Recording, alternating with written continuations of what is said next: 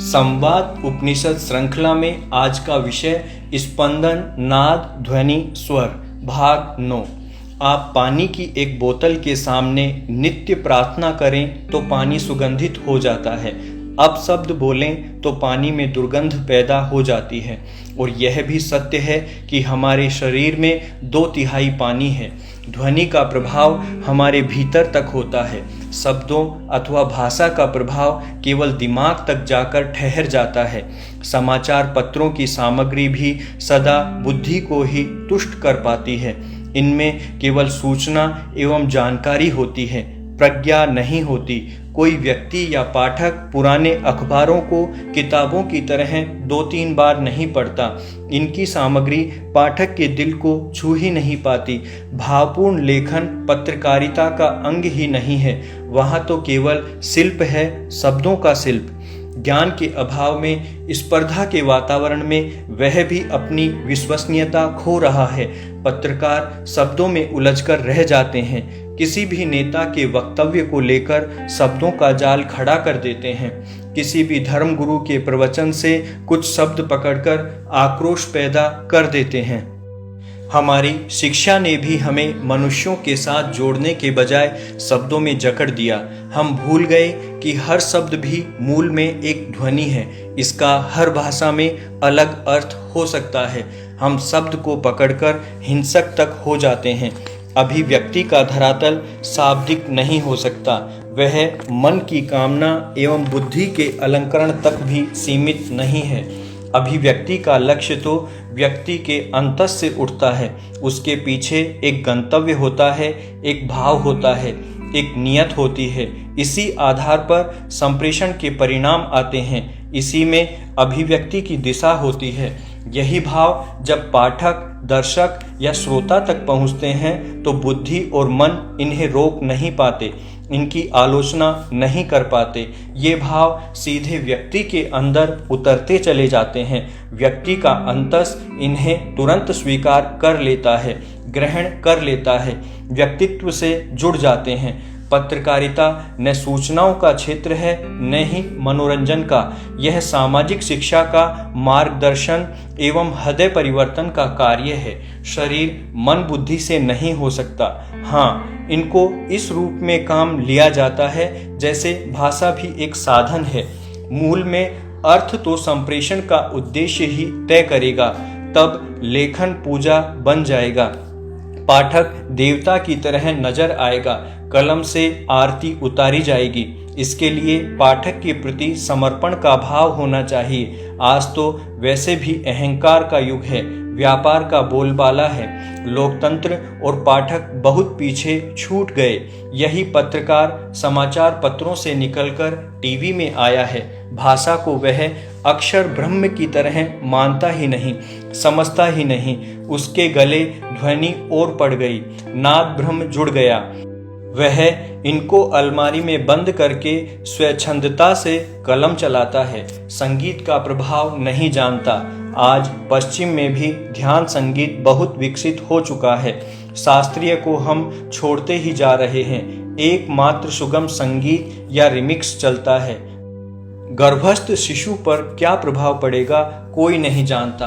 हम किस प्रकार का व्यक्तित्व निर्माण कर रहे हैं समाज में। शिक्षा में मन और आत्मा पहले ही नहीं है। व्यक्ति की चर्चा पूर्णतः बंद हो गई। स्थानीय इतिहास, भूगोल लुप्त हो गए। व्यक्ति परिवार से छिटकने लगा है।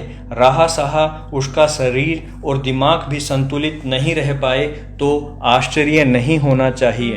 हम तो टीवी को मात्र एक मनोरंजन का साधन मानते हैं या फिर समाचार सुनने का।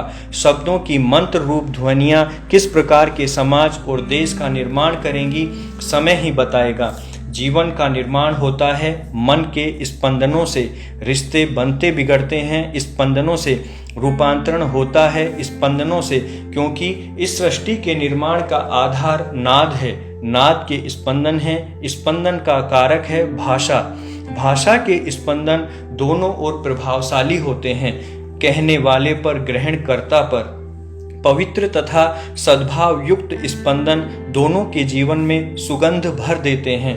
वातावरण में हवा के साथ साथ सौरभ फैलती है। भावों में गहनता बढ़ती है, मन विस्तार पाता है, बुद्धि मन का अनुसरण करने लगती है, अहंकार गलने लगता है। नकारात्मक संप्रेषण करने वाले माध्यम जीवन को विषैला बना देते हैं। कट्टरवाद इसका सर्वश्रेष्ठ उदाहरण है। नित्य पूजा प्रार्थना करने वाले का चित्त प्रसन्न रहता है। नियमित एक ही दिशा में होने वाला संप्रेषण ग्रहणकर्ता का रूपांतरण करता है। प्रवचन एवं सत्संग का यही प्रयोजन रहा है। इसमें स्कूली शिक्षा के स्थान पर विश्वास, आस्था, श्रद्धा की आवश्यकता है। हमारा प्राणमय कोश श्वास प्रश्वास से जुड़ा है। आकाश की तन्मात्रा नाद भी ध्वनि रूप में इस क्रिया का अंग होती है।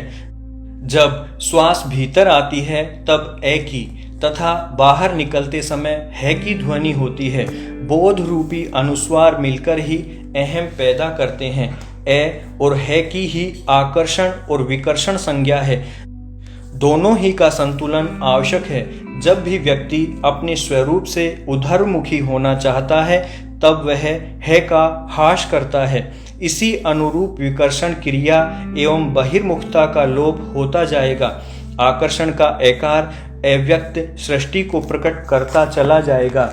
हमारी पाप पुण्य की अवधारणा यहाँ समझ में आने लगती है। जिस भी क्रिया से इस विकर्षण क्रिया का अभाव बढ़ता जाए उसे प्रकृत साधन पथ अथवा लोक भाषा में पुण्य मार्ग कहते हैं।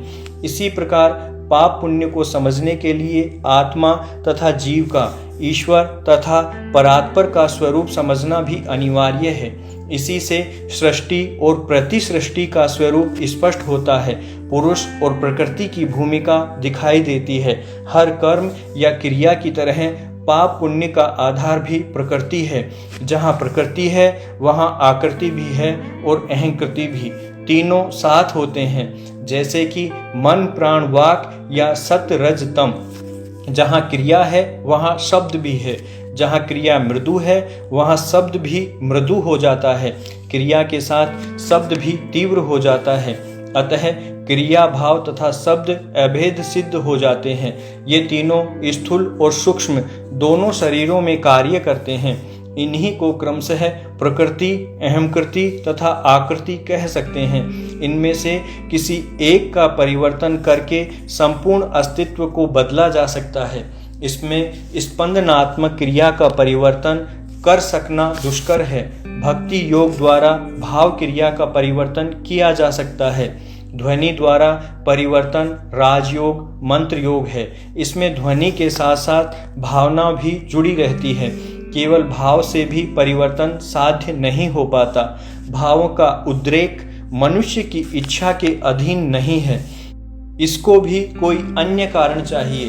अतः ध्वनि ही सबसे सरल मार्ग है। ध्वनि का उच्चारण व्यक्ति अपनी इच्छा से कर सकता है। ध्वनि के उच्चारण से ध्वनिगत स्पंदन उच्चारणकर्ता के भाव का तथा भावांतर्गत क्रिया का परिवर्तन कर देता है। आकर्षण विकर्षण श्वास प्रश्वास ध्वनि का उच्चारण देह नहीं करता। उससे तो मात्र ध्वनि की प्रतिध्वनि अथवा ध्वनि का बहिर्गमन होता है।